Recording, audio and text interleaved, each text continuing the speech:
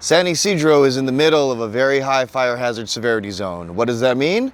Let's talk about it. Hey everyone, it's Chris here with Zone Zero California, and we are in San Ysidro in the San Diego area, which is actually right on the border between the United States and Mexico. In fact, I think just a hop, skip, and a jump away is literally the border here. It's the last exit off the freeway before you get to the border.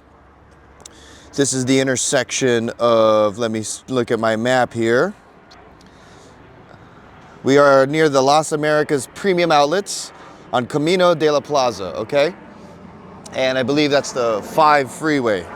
So, before we get into it, I just want to remind everyone that we are giving away a free pedestrian gate. All you have to do is pay for the labor on the installation. It is a color bond gate by Durabond. It's an all-steel construction gate, designed and made in Australia. It's created to withstand the intense heat of wildfires, and of course we're doing this to raise awareness here about Zone Zero. So if you want to win that free gate, all you have to do is subscribe, and then go to zonezerocalifornia.com, fill out the form, and download your free Zone Zero checklist, okay? So let's get into this. Now, what is a very high fire hazard severity zone? These are areas demarcated by CAL FIRE to represent the areas most prone to severe damage in a major wildfire event. Now, topography-wise, these all tend to be areas that are on elevated areas, like, you know, on tops of hills and mountains. So I encourage you, please go check the CAL FIRE map yourself. But of course, we take you, the viewers here, boots on the ground, to show you just exactly what these very high fire hazard severity zones are. And Camino de la Plaza here is in the middle of a giant commercial section, and there's some homes and things down there, and of course we'll take a drive down the street. But why is this important when it comes to Zone Zero? Because if you live or own property in a very high fire hazard severity zone, you are most affected by the Zone Zero regulations. Now, what are the Zone Zero regulations? Zone Zero is the 0 to 5 feet around any home or structure, all right? And this has to do with your Class A non-combustible building materials. So your landscaping, your fences, your gates, your decks, your siding, and your roofing all work together as a fire hardening system. And if you have property, a home or business, etc., in a very high fire hazard severity zone, the Zone Zero regulations directly affect you. What does that mean? Okay, so we expect these rules to be published, finalized this month in March of 2026, which will essentially start a timer that by either the end of this year or the beginning of next year, more strict regulation enforcement will be put in place by the state. So we might have fire agencies or other state regulatory bodies stepping in to enforce Zone Zero compliance. So that means changing your landscaping. That means getting rid of old wood fences and gates. Now, not all types of wood need to be replaced, but certainly if you have an old redwood or cedar fence or gate, that will need to be replaced. If you have wood siding, if you have a wood deck, and of course, again, that's depending on the kind of wood that your deck is made of. You might need to be considering hardwoods like Caillou Batu, for example, which is approved by use from CAL FIRE, or to composite materials like Trex or TimberTech. Basically, the 0 to 5 feet around your home or your structure needs to be free and clear of any type of combustible material, and the building materials themselves must be Class A non-combustible. So we're going to see a wave of compelled construction here over the next 2 to 3 years for people in very high fire hazard severity zones directly affected by these Zone Zero regulations. So enough yapping. Let's get in the car. Let's take a drive around. Let me show you guys sort of where this fire hazard severity zone begins, and what types of homes, properties, and commercial areas are affected. All right, so let's hop in the truck and go take a drive. Once again, I'm Chris with Zone Zero California. Make sure you subscribe if you want to win that gate. And we're giving away a free gate every 500 subscribers. So, all right, let's go take a drive. Hey everyone, it's Chris, back in the truck here. So let me show you guys what the fire hazard severity zone map looks like for San Ysidro here, so you guys can understand exactly what it is we're trying to map and outline here. So let me just hop over to my fire hazard severity zone map. Here we go. Now, of course, this is put out there by CAL FIRE. we have links to this stuff on our free school community as well. So let me kind of zoom out here and show you where we are and show you where we're going to drive around here. Okay, so if you take a look here, San Ysidro area, all right, that's the 5 freeway. Here we go. This is the border. So we are right here. Now, this particular few blocks of Camino de la Plaza obviously is not in any kind of yellow, red, or orange zone here, but as we travel west, it very much does so become part of the zone. In fact, when I zoom out here, you'll see that as these streets kind of curve around and comes up to the northwest, this whole area all the way to Imperial Beach is essentially a high and very high fire hazard severity zone. So we're going to take a drive and kind of tour around and just see what this neighborhood looks like, what this area looks like, and then point out any potential zone 0 compliance issues. So let's do that. All right, got my seatbelt on. Now let me just turn this camera around here and you'll see this is all a big commercial area. So we've got a Dollar Tree across the street, a Guitar Center, right? We've got the outlet malls here, right? There's restaurants. So this is a big commercial center. I believe this is Las Americas Outlet Mall. Yep, here's a Nike factory store.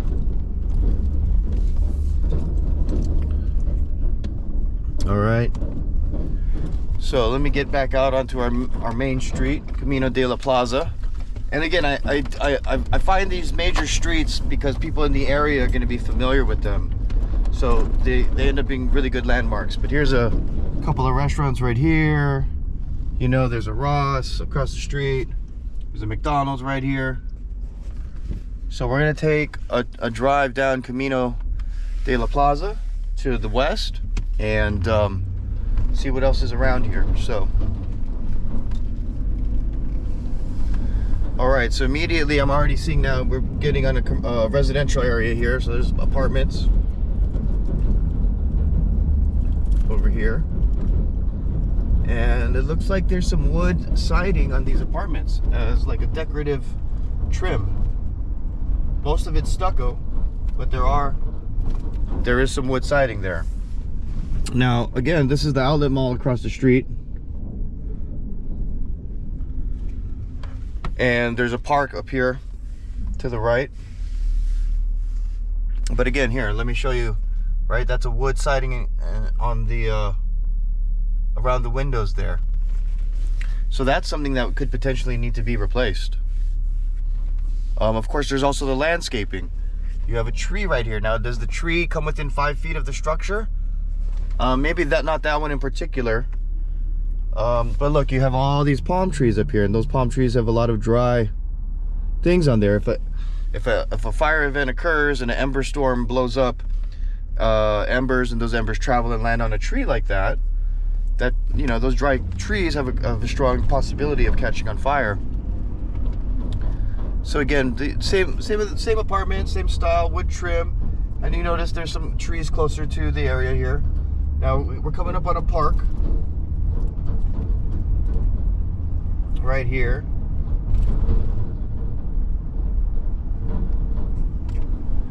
And behind the park there is a community. So, oh, let me just look at this. I'm gonna turn right here, guys. I'm across the street from the park here, and I want you to see. Now we have a giant cement mason wall here, but look what comes after that. Let me roll down the window. Old wood fence all along the property line here. Now you come to the neighbor's house, another old wood fence. More old wood fences here. Look, the whole way, just continuously wood fences. Wood fence. Oh my goodness, all of this, all of that, all wood fence. Now I think you got a vinyl fence there. So now, actually, I'm not sure if vinyl is going to be considered compliant. Let's just turn into the neighborhood real quick over here. So we saw along the whole back edge there. Oh, there's a wood fencing gate right there. Same on this side. And same right here, old wood fence between the houses. So that was just one little block in this little neighborhood. And of course, you know, the landscaping, you got trees right there, right next to the house, with the palm tree hanging over the roof. So again, in an ember storm, if embers blow and land in that area into the tree catches fire, the tree's leaves are hanging over the roof, that will essentially rain fire down on top of the roof. And okay, most roofing material is probably flame retardant, non-combustible, all right. Well, what if you have a collection of dry leaves accumulated on your roof and that catches on fire? You know, at a certain point, if there's enough combustible material and fuel, that may be enough to penetrate your roof's defenses. So, all right, again, this is, you know, we're right across the street from a commercial center here, and you know, this begins basically the fire hazard severity zone. Now, I'll tell you, across the way here, that is Mexico. And if you look on the hillside up there, I don't know if you can see it, but there's definitely, you know, a border wall. And you can see though that I mean, that's Tijuana, and you know, that's all on top of a hill. So, you know, I mean, obviously CAL FIRE is only concerned with California, but my guess is that Tijuana is probably also very at risk, especially those communities on the hill there. So, you know, I'm just driving up back on Camino de la Plaza. We're taking this northwest. We'll just kind of drive all the way to Imperial Beach and see what's going on here. But you've got some open fields here. And of course, this is the community that we were investigating, or I had driven into, I should say, not investigating, you know. But I see some decks. I see some decks with wood railings. I see some pergolas in the backyard. Those are all wood. You know, here you go. Here's a wood pergola, right? So those might need to be replaced. We'll see. You know, we'll see. So let me just kind of show you guys what I'm looking at over here as we travel down the road. To the left here is just a corrugated metal fence with an empty lot behind it. Now, we're starting to get into more empty land over here, but you can tell if embers traveled and landed in this area, there's a lot of combustible material here. Dried trees, dried grass, you know, and then behind it into the hills there, you can tell there's more houses and more community. Here it looks like some farm or commercial, industrial use land there. So I'm just gonna, yeah, this could be farmland. This is Dairy Mart. Oh, Tijuana River Valley Regional Park. So there you go, you've got a park back there. Well, what is a park? A park is all open land, usually with a lot of vegetation. And if that vegetation happens to be dry, the whole area becomes combustible. And again, this is all in the middle, if you looked at the map, of a high and very high fire hazard severity zone. So, Village Apartments. Look across the street here. I'm not going to turn in there, but what do we see here along the edge? Wood fence. Wooden fence. Okay, now we're at the 5 freeway, so we've traveled north and west to start intersecting with the 5 again. This is San Ysidro. I don't want to make this video too long, but of course, from actually the 5 on both sides, San Ysidro all the way to Imperial Beach, all of this area here is high and very high fire hazard severity zone. So we'll leave it there, guys. Listen, if you want to get in touch with contractors, just go to zonezerocalifornia.com. And of course, if you want to win the free pedestrian gate, just go to our website and fill out the form to download your free PDF checklist guide. All right, thanks.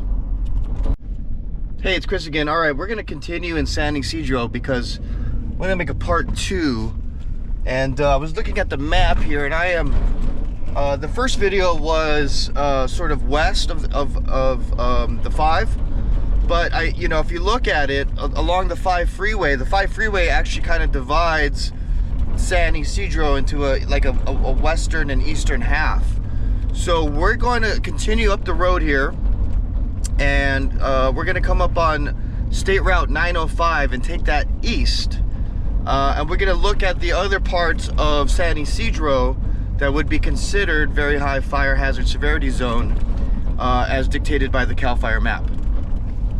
So again, we started to the south, El Camino de la Plaza, and then up Dairy Mart Road, and now we're getting on the 905 east. And we're going to head east a bit to other parts of San Ysidro that are also in a very high fire hazard severity zone. They are marked on the map in red, and once I get there I will turn it around here. So if we use the 5 freeway as like our map here, you can see that all of this community here starts to, you have a lot of hills in San Diego, and I think that contributes to the fire hazard severity zone. So we're going to come up on the 805 junction, all right, and take a look at the map here. I can already see on the hill up there that graffiti is all on top of an old wood fence. So let me take this exit, and we'll drive around this community over here. Again, I'm in San Ysidro area. We are off the state route and the 805 here.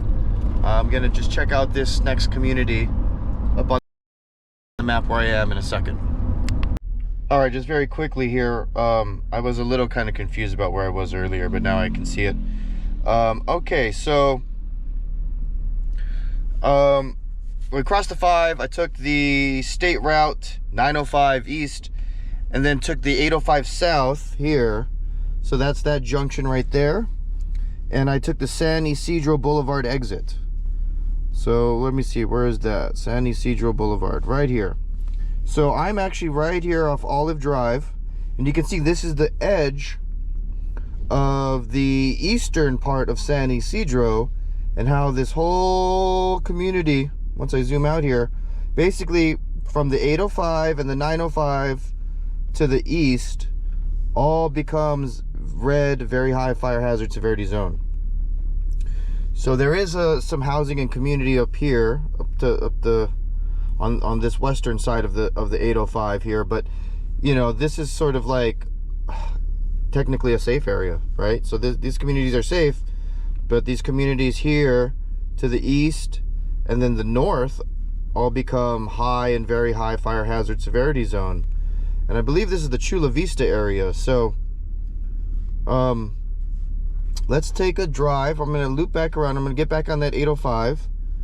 I'm gonna take San Ysidro High School. So you could tell, like, when there's not a lot of little roads, that this is probably all undeveloped hillside. So there's not a lot of building or community here. It's probably just all mountainous, open air, but nevertheless, that is a very high fire hazard severity zone. And San Ysidro High School looks to be sort of at the base of this foothill. So again, the 905 and the 805 here for this eastern part of San Ysidro give you an idea of which parts of the town are in danger. So I'm gonna head to Chula Vista next. This was San Ysidro part 2, guys. I hope you got something out of it. Please, again, if you want to win a free pedestrian gate courtesy of Color Bond by Durabond, you got to subscribe to the channel. We're going to be giving away a free gate every 500 subscribers. And then also what you'll need to do is go to zonezerocalifornia.com and fill out the form to download your free PDF checklist guide. So once you do that and you subscribe and we hit 500 subscribers, we'll be doing our first giveaway. and we will be giving away a free gate every 500 subscribers from here on out. Thanks.